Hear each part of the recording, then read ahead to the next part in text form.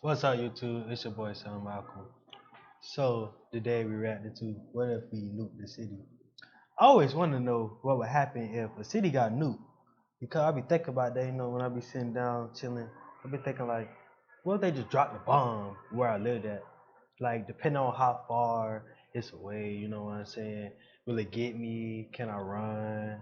I might fall. So, you know what I'm saying? We're going to find out the science that go behind this shit. Because, I don't know these niggas. What's these nigga names on this shit?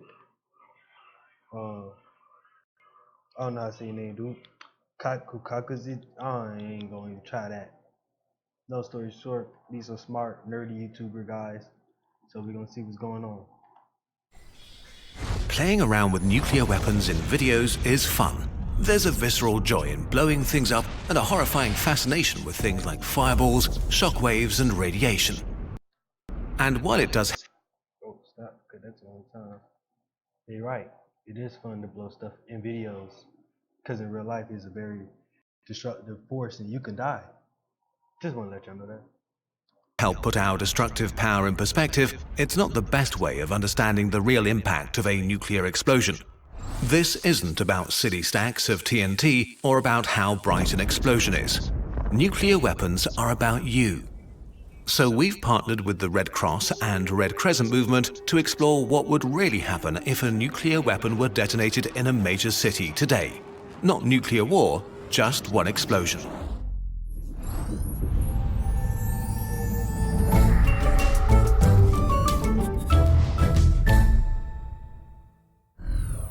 We begin our story in the middle of downtown in a major city. People are going to work, studying for exams, are lost in their thoughts and daily lives. Right here, a nuclear weapon is detonated and time freezes. The first phase of the explosion happens within less than a second. In a millisecond, a ball of plasma hotter than the sun appears and grows in a fireball to more than 2 kilometers across. Within this ball, everyone is just gone.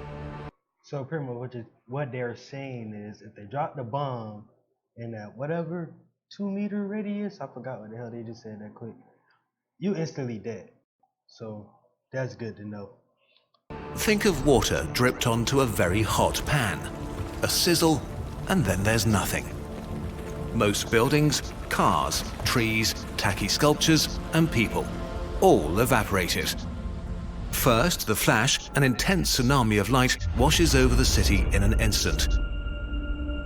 If you happen to have your head pointed in the direction of the explosion, it renders you blind for a few hours.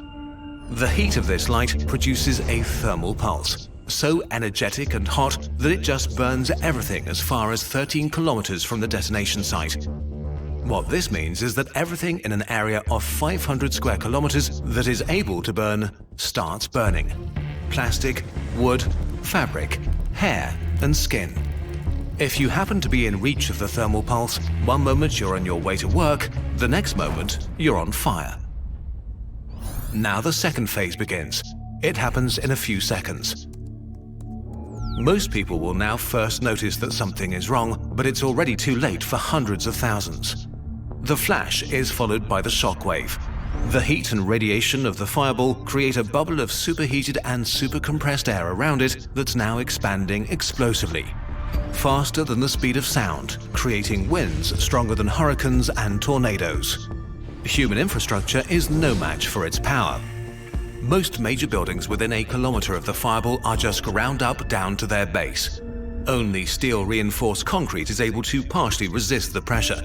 In the surrounding parks where retirees feed the ducks, trees blackened and smoldering from the heat a second before snap like toothpicks. If you're outside, you get tossed away like a grain of dust in a tornado. The shockwave weakens as it travels outwards, but still, about 175 square kilometers of houses collapse like they're made of cards, trapping tens of thousands of people who didn't have any time to react. Gas stations explode and fires spread throughout the rubble.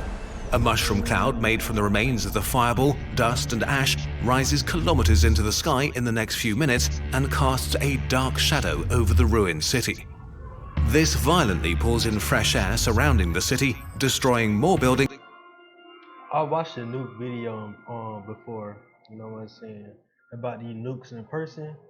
they are so big and like it just take up the whole sky and like to even think that the shadow could shadow the whole city. Like wow, not the whole city, but as you can see, that's a good portion of it. And providing an abundance of oxygen. It depends on the city what happens next. If there's enough fuel, fires may turn into a firestorm that burns the rubble, everybody trapped in it, and people trying to flee the devastation. Up to 21 kilometers from the explosion, people just like you rush to their windows to take pictures of the mushroom cloud, unaware that the shockwave is still coming at them, about to shatter their windows and create a blizzard of sharp glass. The third phase begins in the coming hours and days. We're used to the idea that help will come no matter the disaster. This time is different. A nuclear explosion is like every natural disaster at once. There are hundreds of thousands or millions of people with serious injuries, lacerations, broken bones, serious burns. In the next few minutes and hours, thousands more will die because of these injuries. Countless people are trapped in collapsed buildings like in earthquakes, or blinded by the flash, deaf from the blast wave, and unable to flee through streets impassable with rubble and debris. They're terrified, confused, and don't know what's happened to them or why. Most likely, many hospitals have been leveled along with all the other buildings, and most medical professionals are either dead or injured along with everyone else. The survivors lucky enough to have been in metro tunnels or standing in the right place to be unburned and unhurt won't have truly escaped harm yet. Depending on the type of weapon, where it explodes, and even the weather, an awful black rain can begin, with radioactive ash and dust descending on the city, covering everything and everyone.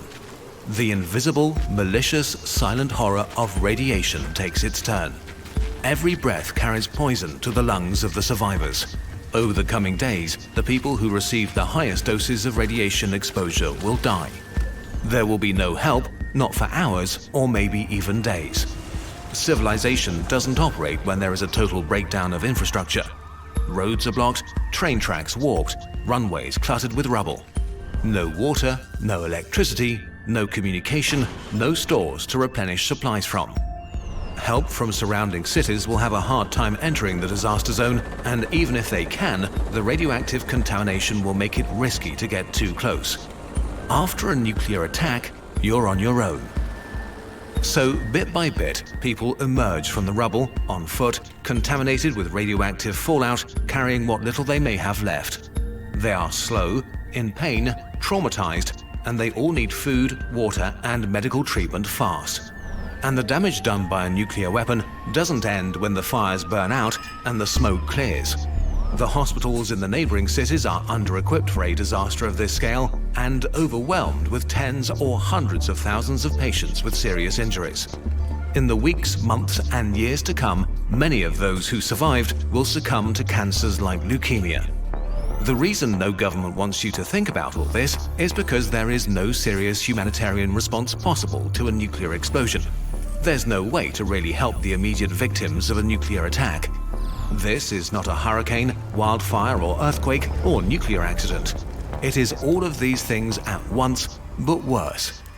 No nation on Earth is prepared to deal with it. The world has changed in the past few years, with world leaders again explicitly and publicly threatening each other with nuclear weapons. Many experts think the danger of a nuclear strike is higher than it has been in decades. Governments tell their citizens that it's good that we have nuclear weapons, but it's bad when anyone else gets them. That it's somehow necessary to threaten others with mass destruction to keep us safe. But does this make you feel safe? It only takes a small group of people with power to go crazy or rogue, a small misstep or a simple misunderstanding to unleash a catastrophe of unimaginable proportions. Exploding stuff in videos is fun. Exploding things in real life, not so much. There is a solution though. Eliminating all nuclear weapons and vowing never to build them again. In 2017, almost 2/3 of all the world's countries, supported by hundreds of civil society organizations and the International Red Cross and Red Crescent movement, agreed to prohibit and eliminate nuclear weapons. It's not about who has nuclear weapons and who doesn't. The weapons themselves are the problem.